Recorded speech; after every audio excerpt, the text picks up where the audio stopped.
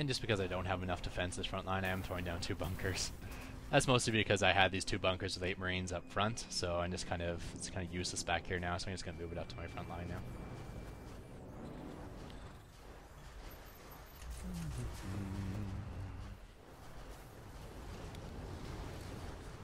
I almost want to stop this replay here because it's really, I think you can see what's going to happen here. This is just going to be a game of mop-up at this point. I guess we'll follow the action. We got Protoss coming in with a lot of Void Rays. Void Rays are actually really effective if you get them up to like the 200 supply max. Because almost with that many of them, it's guaranteed that a lot of them will get fully charged up. And then fully charged up Void Rays can actually hold air superiority over basically anything. Over Corruptors, over Vikings, over ground units even that fire in the air like Stalkers and stuff.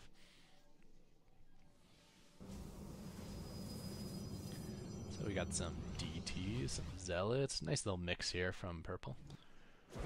Red is coming in, this is a pretty good mix in that you have more Corruptors than Brood Lords, which is the way you want to go. But that's still not even close to enough Corruptors to hold off this Protoss force. Protoss knocks out Red. Yeah, at the same time, I am coming into Teal's base here. It's doing a bunch of feedbacks on me, which is a little bit annoying, but hopefully hit the ones that already fired off the Mados.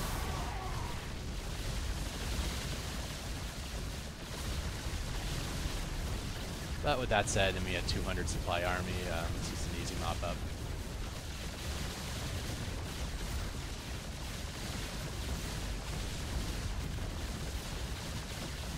I think Teal's going to GG any moment here. And that's the ending for Teal. So now it's just purple versus myself. And he's just deciding to mop up the remainder of Zerg. Maybe we want to take these Vespian geysers at some point. Finishing off that mineral patch, long distance mining.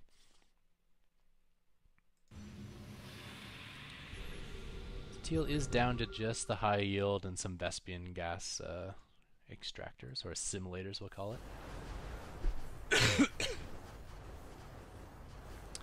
Same time, just using all my orbitals for scanning around, just trying to get an idea of where purple is, what kind of force he has. I wasn't doing a whole lot of scouting earlier. I was pretty sure that defense I was throwing up was good versus everything.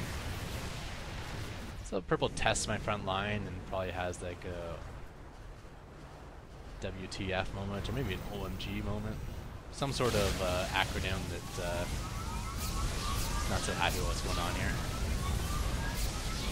So I was focusing my Yamatos on the big units, more or less the Void Rays or the Carriers.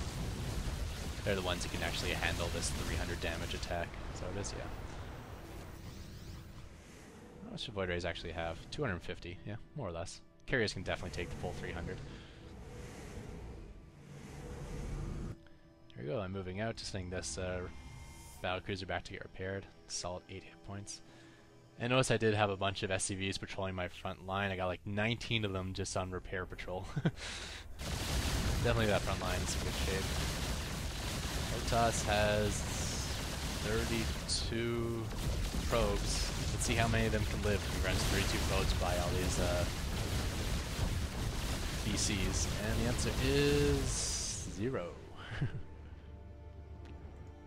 So check out his new mining base, and more or less just a mop-up control now.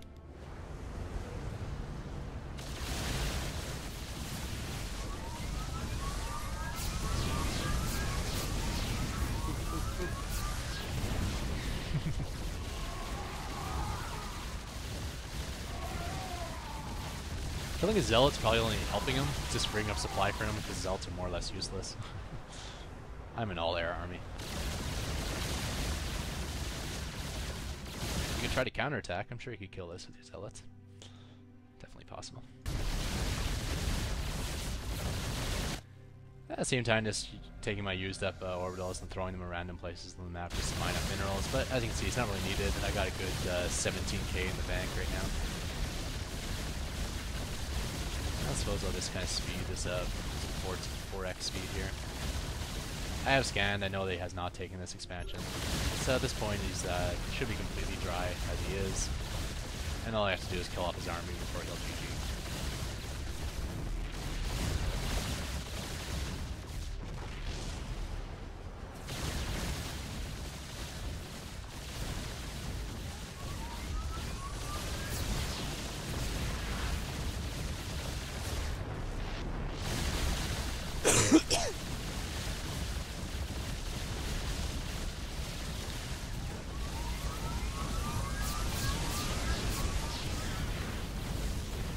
It's like the Templar didn't have Storm Research yet or something, they just ran to their death.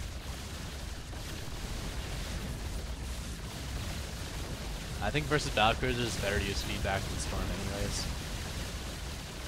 Because you can do a lot of damage, especially if it's got full load like this. It's 187 damage and 1 less Yamato by pulling feedback on that Battlecruiser. So I guess a little bit review of the free-for-all strategies. You definitely want to avoid battles at all costs, and you want to get a gigantic economy going so that you can get a gigantic late-game army. Now, one thing to be aware of, just because it's bad to attack doesn't mean your opponents won't do some sort of all-in rush versus you. Like this, I've faced Zergs who are like just throwing speedlings after speedlings after speedlings at me, and whether you have success or not, it's putting both you and him behind.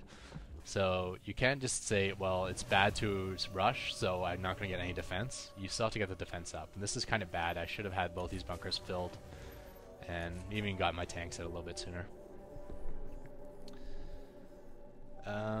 Yeah, so to prevent the attacks, you want to have an overly defended base. You want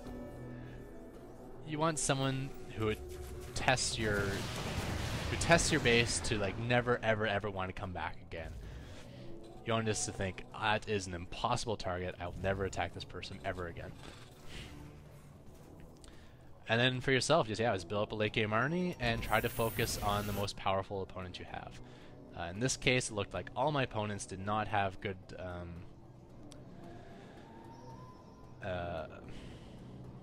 good strategy in a free-for-all. They're all just kind of attacking each other, so they just allowed me to get way ahead and win the game. But had they had good free-for-all strategy, it can become a battle for the expansions. This is why, like, we're only 8 minutes into the game, and I'm already sending out this refinery to take the island. It's like, I want to take this island before anyone else gets there. So this is why I went for a high mineral build order first. Just SCVs, orbital commands, marines, bunkers, and command centers. And then once I got these 3 bases down, now I'm throwing down my 1, 2, 3, 4 gas, where I can go to factory and start pumping on my tanks and Vikings to get my defense more solid.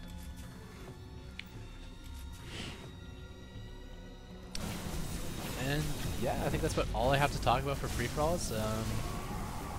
They can be fun. They can also be very boring, but they're fun in that you can actually get a gigantic army. If you're sick of games that end after 10 minutes, you want to play a game where you can actually get like carriers and motherships and stuff, you know, well, not plural, but mothership,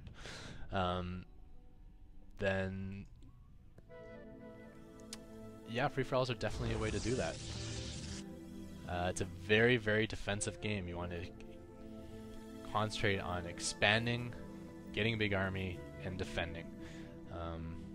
You really don't want to go offensive until it's really necessary, or when you just know you can mop up the game. And with that, I'm going to call that the end of this video. This will probably be the only free-for-all game I'll ever put up unless I get serious into this, but I don't think that will ever happen.